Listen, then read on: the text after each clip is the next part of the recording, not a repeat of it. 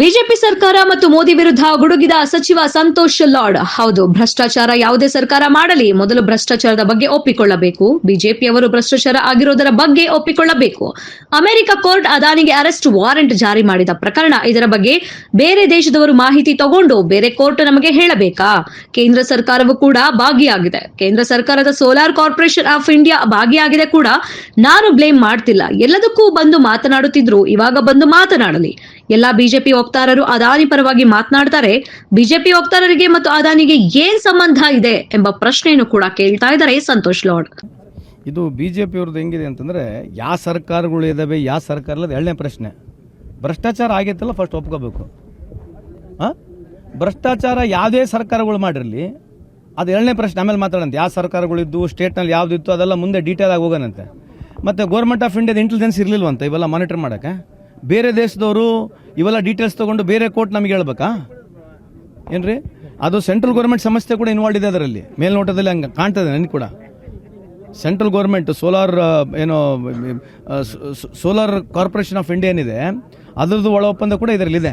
So ನಾನು ಯಾವುದಕ್ಕೂ blame game ಮಾಡ್ತಾ ಇಲ್ಲ. ಇವರೆಲ್ಲದಕ್ಕೂ ರಾಜಕೀಯವಾಗಿ ಮಾತನಾಡ್ತಿದ್ರಲ್ಲ, ಈಗ ಬಂದು ಮಾತಾಡಬೇಕಲ್ಲ. ಮತ್ತೆಲ್ಲರೂ ಮಾತಾಡೋಕೆ ಕೇಳ್ರಿ. ಎಲ್ಲ ಬಿಜೆಪಿ ವಕ್ತಾರರು ಏನೋ ಅದಾನಿ ಪರವಾಗಿ ಮಾತನಾಡ್ತಾರೆ. ಇವರು ಬಿಜೆಪಿ ವಕ್ತಾರರಿಗೆ ಅದಾನಿ ಅವ್ರಿಗೆ ಏನು ಸಂಬಂಧ ಇದೆ? ಬಿಜೆಪಿ ವಕ್ತಾರರಿಗೆ ಅದಾನಿಗೆ ಏನು ಸಂಬಂಧ ಇದೆ? ಅಲ್ಲಿ ಕೋರ್ಟ್ ಅವರಿಗೆ ಅಡ್ಜುಕೇಟ್ ಮಾಡಿ, ಆ ರೂಲ್ಸ್ ಪ್ರಕಾರ ಅವ್ರ ಹತ್ರ ಎವಿಡೆನ್ಸ್ ಇದೆ, ಕೋರ್ಟ್ ಅಲ್ಲಿ ಅಡ್ಜುಕೇಟ್ ಮಾಡಿ ಈ ಥರ ತಪ್ಪಾಗಿದೆ, ಅವ್ರಿಗೆ ಕನ್ವಿಕ್ಟ್ ಮಾಡ್ಬೇಕಂತೇಳಿ ಅವ್ರು ಪ್ರಾಸಿಕ್ಯೂಟ್ ಮಾಡಿದ್ದಾರೆ. ಇವರು ರಾಹುಲ್ ಗಾಂಧಿಗೆ ಬೈತಾ ಇದ್ದಾರೆ. ರಾಹುಲ್ ಗಾಂಧಿ ಬೈತೆ ಇವರಿಗೆ ನಾವು ದೇಶದ್ರೋಹಿ ಅಂತಕ್ಕಂಥ ಮಾತುಗಳನ್ನ ಹೇಳ್ತಕ್ಕಂಥ ಇದು ಎಷ್ಟು ಸರಿ ಇದು? ಅದಾನಿಗೆ ಆ ಕೋರ್ಟ್ ಮಾಡಿದ್ರೆ ಬಿಜೆಪಿಗೆ ಏನು ಸಮಸ್ಯೆ? ಇದಕ್ಕೆ ಅದಾನಿ ಅವರಿಗೆ ಕೋರ್ಟ್, ಅಲ್ಲಿನ ಅಮೆರಿಕನ್ ಕೋರ್ಟು ಡಾಕ್ಯುಮೆಂಟ್ಸ್ ಪ್ರಕಾರ ನಮಗಿರ್ತಕ್ಕಂಥ ಮೇಲ್ನೋಟದ ಪ್ರಿಮಾಫೆಸಿ ಕೇಸ್ ಇದೆ ಅಂತ ಹೇಳಿ ನನಗೆ ಕಾಣ್ತಾ ಇದೆ. ಆ ರೀತಿಯಾಗಿ ಅವ್ರು ಅಲ್ಲಿ ಅದೊಂದು ವರ್ಡಿಕ್ಟ್ ಕೊಟ್ಟಾರೆ. ಬಿಜೆಪಿ ಕಾರ್ಯಕರ್ತರ ಥರ ಇವ್ರು ಬಂದು ಜೋರಾಗಿ ಅದಾನೇ ಪರವಾಗಿ ಮಾತನಾಡ್ತಕ್ಕಂಥದ್ದು ಏನಿದೆ? ಈಗ ಬಿಜೆಪಿ ಅವ್ರು ಕೇಳ್ರಿ, ಇದ್ರ ಬಗ್ಗೆ ಏನು ಉತ್ತರ ಕೊಡ್ತಾರ?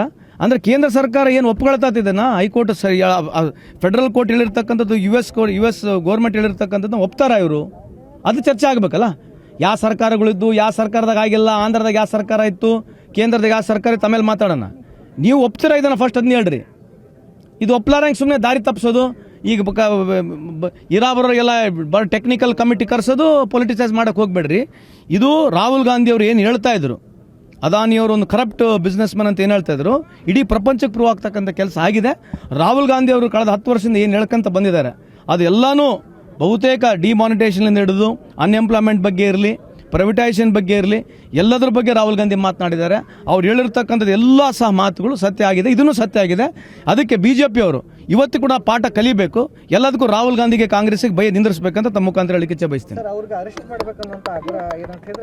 ರಾಹುಲ್ ಗಾಂಧಿ ಅವರು ಮಾಡಿದ್ದಾರೆ ಸರ್. ಹೌದು, ಮತ್ತೆ ಬಟ್ ಅಲ್ಲಿ ಗೌರ್ಮೆಂಟ್ ಬಂದ್ ಮಾಡಬೇಕಾಗುತ್ತಲ್ಲ ಸರ್? ಅಲ್ಲ, ಈಗ ರೆಡ್ ಕಾರ್ನರ್ ನೋಟಿಸ್ ಏನಾದರೂ ಇಶ್ಯೂ ಮಾಡಿರ್ತಾರೆ ನೋಡ್ಬೇಕೀಗ. ಯಾಕಂದ್ರೆ ಟ್ರಂಪ್ ಸರ್ಕಾರ ಇವ್ರದೇ, ಯಾರ್ದು? ಟ್ರಂಪ್ ಸರ್ಕಾರ ಯಾರ್ದು?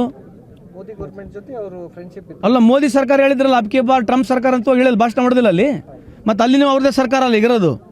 ಟ್ರಂಪಿಗೆ ಹೇಳಿ ಬಿಡಿಸ್ಬಿಟ್ರೆ ಆಯ್ತಲ್ಲ, ಒಂದೇ ಮಾತಿನ ಕೆತ್ತೀಗ ಮಾತಾಡಲಿಲ್ಲ. ಈಗೆಲ್ಲ ಮಾತಾಡಕ್ಕೆ ಭಾರಿ ಮುಗೆ ಬಿದ್ದು ಮಾತನಾಡ್ತಿದ್ರು. ಒಬ್ಬೊಬ್ಬರಿಗೆ ಹಂತವಾಗಿ ನಾವು ಮಾತಾಡೋಣಲ್ಲ. ಈಗ ಚರ್ಚೆಗೆ ಬರೋಕೆ ಹೇಳ್ರಿ ಒಬ್ಬೊಬ್ಬರಿಗೆ. ಏನು ಭ್ರಷ್ಟಾಚಾರದ ವಿರುದ್ಧ ಅಯ್ಯಯ್ಯ ದೊಡ್ಡ ಭಾಷಣ, ನಂಗೆ ಭ್ರಷ್ಟಾಚಾರ ಆಗೈತೆ, ನಮ್ಮ ಕರ್ನಾಟಕದ ಹಿಂಗೆ ಭ್ರಷ್ಟಾಚಾರ ಆಗೈತೆ ಅಂತೇಳಿ ನರೇಂದ್ರ ಮೋದಿ ಇಡೀ ದೇಶ ತುಂಬ ಹೇಳ್ಕೊಂತ ಹೋದ್ರು. ಇದ್ರ ಬಗ್ಗೆ ಏನು ಮಾತಾಡ್ತಾರೆ? ಈಗ ಮಾತನಾಡ್ತಾರಾ? ಈಗ ಕೋಲ್ ಮೈನ್ಸ್ಗಳು ಎಷ್ಟು ಬ್ಲಾಕ್ ಕೊಟ್ಟಿದ್ದಾರೆ ಗೊತ್ತಾ ನಿಮಗೆ?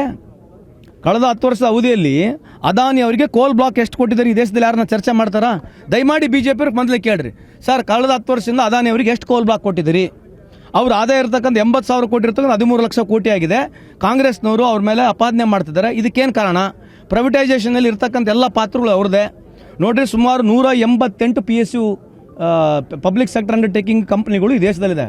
1947 ಇಲ್ಲಿವರೆಗೆ ಯಾರೋ ಮೋದಿ ಸಾಹೇಬ್ರು ಬರೋವರಿಗೆ 188 PSU ಕಂಪ್ನಿಗಳಿದ್ವು. ನೆಹರು ಸಾಹೇಬ್ರು 33 PSU ಕಂಪ್ನಿಗಳು ಮಾಡಿದ್ರು. ಇಂದಿರಾ ಗಾಂಧಿ 66, ರಾಜೀವ್ ಗಾಂಧಿ 16. ಇವರು ಮೂವರು ಒಂದು PSU ಕಂಪ್ನಿನೂ ಮಾರಲಿಲ್ಲ. ವಿಶೇಷವಾಗಿ ವಾಜಪೇಯಿ ಸಾಹೇಬರು 17 PSU ಕಂಪ್ನಿ ಮಾಡಿದ್ರು, ಅವ್ರು 7 ಮಾರಿದ್ರು. ಮತ್ತು ಮನಮೋಹನ್ ಸಿಂಗ್ ಸರ್ಕಾರ ಬಂತು, 23 ಮಾಡಿದ್ರು, ಅವ್ರು 3 ಮಾಡಿದ್ರು. ಈ ಪುಣ್ಯಾತ್ಮರು ಏನು ಬಂದಾರ ಮೋದಿ ಸಾಹೇಬರು, ಒಂದು PSU ಕಂಪ್ನಿನಿಲ್ಲ ಕಳೆದ 10 ವರ್ಷದಿಂದ 23 ಕಂಪ್ನಿ ಮಾಡಿದ್ದಾರೆ. ಇದ್ರ ಬಗ್ಗೆ ಚರ್ಚೆ ಮಾಡ್ತಾರಾ? ನಾನು ಹೇಳ್ತಕ್ಕಂಥ ಯಾವ ದಾಖಲಾತಿಗಳು ಸುಳ್ಳಿಲ್ಲ. ಇದ್ರ ಬಗ್ಗೆ ಚರ್ಚೆ ಮಾಡ್ತಾರಾ?